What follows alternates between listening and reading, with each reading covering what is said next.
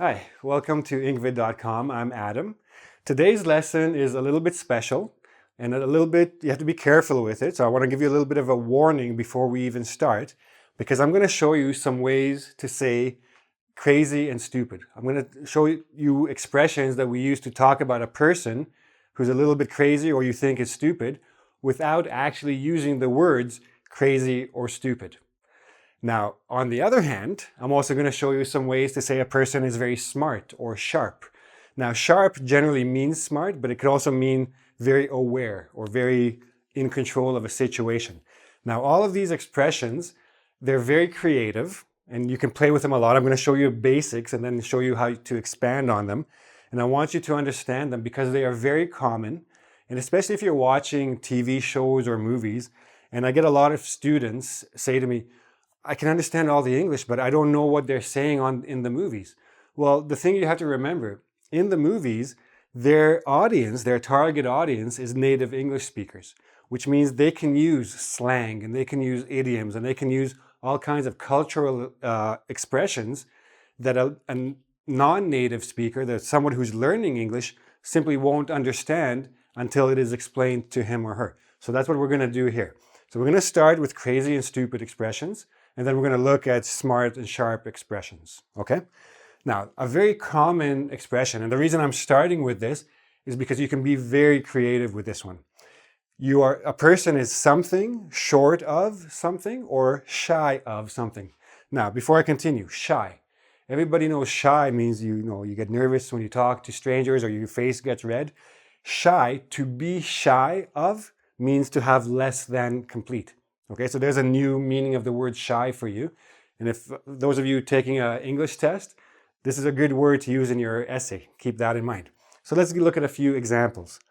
A few cards short of a full deck. So a full deck of cards has 52 cards. So this person only has 45. So he's not playing a complete game. It means something a little bit missing. So either crazy or stupid, okay? Without actually saying those words, but everybody will understand.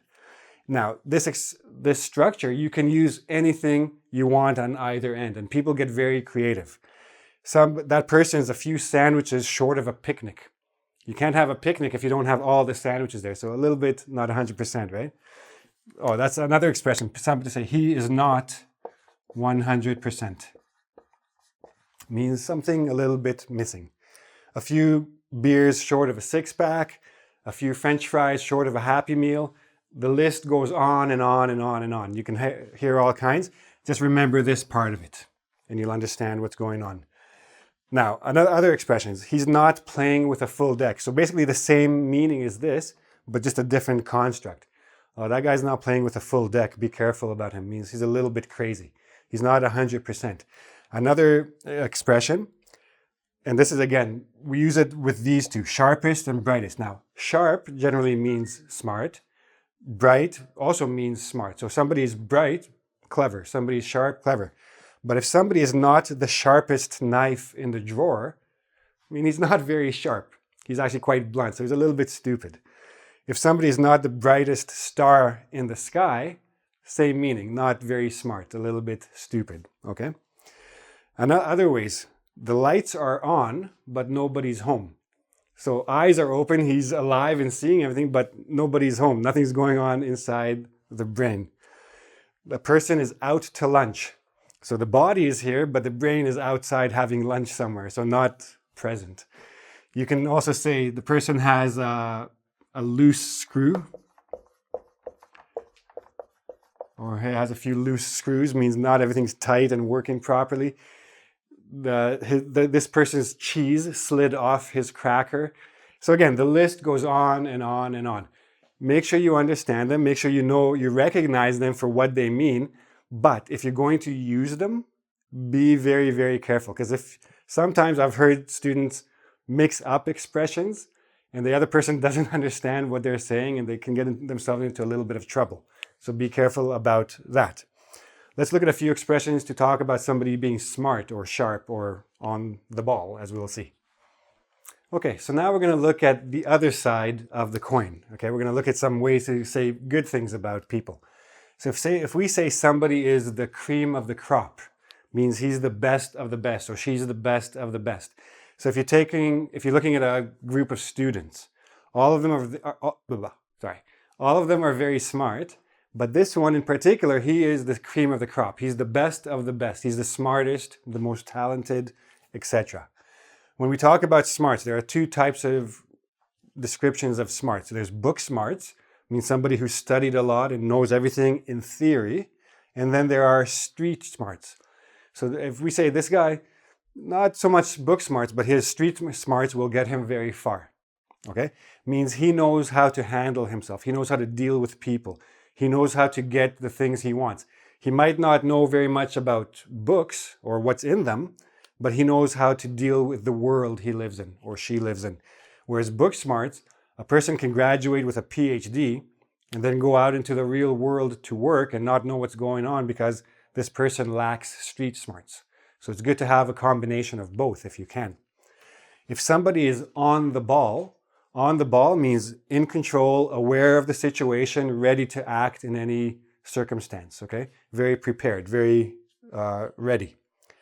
If somebody was not born yesterday, if I say I wasn't born yesterday, it doesn't mean I'm smart, but it means I'm not stupid. I wasn't born yesterday. I've been around long enough. I understand how things work. So not born yesterday, not stupid. Not necessarily smart, but not stupid. If somebody knows the score, if you know the score, it means you know what's going on. So if we think about a basketball game or a hockey game, in the middle of the arena, there's a big scoreboard. So everybody knows the score. It's right there. So if somebody says, I know the score, it means I know what's going on. I know the situation. I'm aware of what's happening. I can take care of it. I'm ready for whatever's coming. If somebody doesn't miss a tick, it means that this person notices everything. So this person is very sharp. He or she always knows what's going on, sees everything that's happening, knows what everybody's doing, is very aware of the situation, very sharp. Okay? If we say somebody's a sharp cookie, it means smart. So she's a sharp cookie. She knows exactly what he's trying to do, etc. Same thing. Sharp is a tack. A tack is a little piece of metal that you put on the wall to hold the paper. Or whatever picture you have, you just tack it to the wall, right?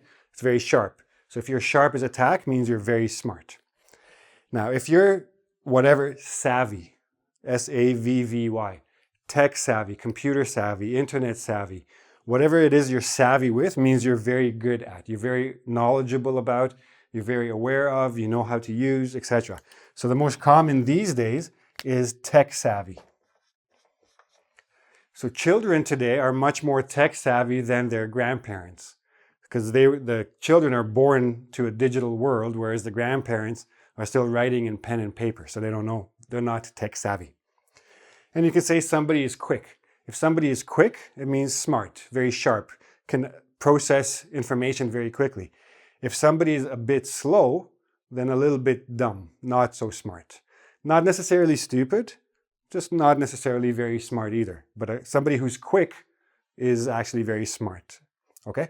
Now again, very important to know how to use these and to know how to use them correctly. If you're not sure, don't use it. But when you watch movies, when you watch TV shows, when you speak to native speakers and you hear these expressions, at least you know what's going on. You can be on the ball, ready for wherever the conversation leads. Okay? If you have any questions about any of these, please go to engvid.com and ask me on the forum there. There's also a quiz on the site where you can test your knowledge of these expressions. If you like the video, press like on YouTube and don't forget to subscribe to my channel. And I'll see you again soon with some new videos and new things to learn. Bye-bye.